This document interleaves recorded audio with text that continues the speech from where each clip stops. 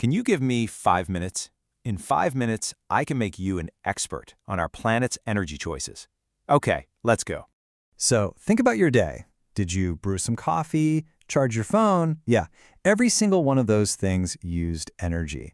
But where does all that power actually come from? And, with our world growing, will there be enough to go around? That's the huge question we're going to tackle. All right, so here's our game plan for this explainer. First, we'll get the definition straight. Then we'll look at the fuels that are running the show right now. After that, we'll check out the alternatives, weigh the good and the bad of each, and finally, take a peek into the future. Okay, let's start with the absolute fundamentals. Pretty much all energy sources fall into one of two big categories. And getting this difference is the key to understanding, well, everything else. So, what's the bottom line?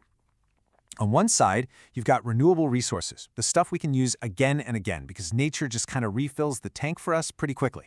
But on the other side, you have non-renewables. There's a limited supply, and once we use them up, they're gone, at least for any time frame that matters to us. A really good way to picture renewable energy is like a circle, right? We use the sun's energy today, but that doesn't mean there's less sun for tomorrow. The whole process just keeps going. It's continuous, always replenishing itself. But in total contrast, non-renewable energy is like a broken loop. It's a one-way street. We find it, we dig it up, we burn it, and that's the end of the line. That loop never closes because things like coal and oil took millions and millions of years to form in the first place. Now, here's a super important detail. The whole renewable idea for some resources depends entirely on us. See, if our rate of consumption, how fast we're using something, is faster than nature can regenerate it, then even something we think of as renewable, like a forest, can actually run out.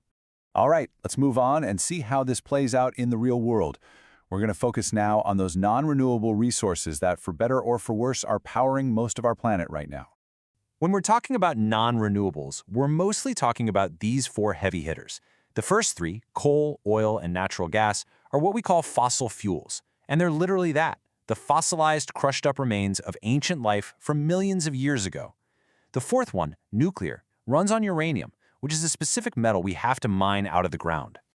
This journey is a perfect picture of that one-way ticket we were talking about, and it has a huge environmental footprint at every single step, from damaging habitats when we extract it to pumping out pollution and greenhouse gases when we finally burn it for energy. And wow, this chart really puts things in perspective. Based on how much we're using right now, some estimates say we've only got about 50 years of oil and natural gas left. Now, these numbers can shift a bit, but the main point doesn't change. These fuels are running out, and the clock is definitely ticking. Okay, so if non-renewables are on a timer, what's the alternative? Let's switch gears and look at the really hopeful side of this whole story, the renewable revolution. And what's cool is there are so many options. We can grab energy straight from the sun with solar panels, use the wind with giant turbines, or harness the power of moving water with dams. We could even tap into geothermal energy, which is literally heat coming from the center of the Earth, and biomass, which is just energy stored in things like wood or corn. But hey, remember that rate of consumption point? This is where it gets really important. Some renewables, like solar and wind, are what we call non-depletable. No matter how much we use, there's always more tomorrow. But others, like biomass, are depletable. They absolutely need us to manage them carefully and sustainably to make sure they actually stay renewable.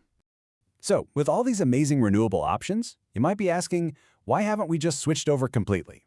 Well, let's take an honest look at the trade-offs that come with all of our energy choices. The reality is there's no perfect magic solution here, just trade-offs. Non-renewables are what we're set up for. They power most of the world, but they come with a huge environmental price tag and they're gonna run out. Renewables are way cleaner and won't disappear, but they come with their own set of challenges, like how big dams can change rivers, and it means we have to be really responsible managers. And that leads us to our final and, honestly, most critical section. Where do we go from here? The future of energy is, without a doubt, one of the biggest challenges we all face together. And this is why it's such a massive challenge. We've got about 8 billion people on this planet, and that number is going up every single day. The demand for energy is just huge. We all need it to live, so the choices we make are more important than ever before. And to make it even more complicated, some of our most vital resources don't really fit into a neat little box. Things like water and soil. Yeah, they replenish naturally, but we can easily use them up way faster than they can recover. We can turn a renewable gift into a non-renewable crisis. Their future really is all about how we act. So, I'll just leave you with this thought. Every single time you flip a light switch or start your car, you're making a choice. And as our big global family keeps getting bigger, how will the sum of all those millions of tiny choices end up shaping the world that we leave behind? Thanks for giving me 5. Make sure you like, subscribe, and comment.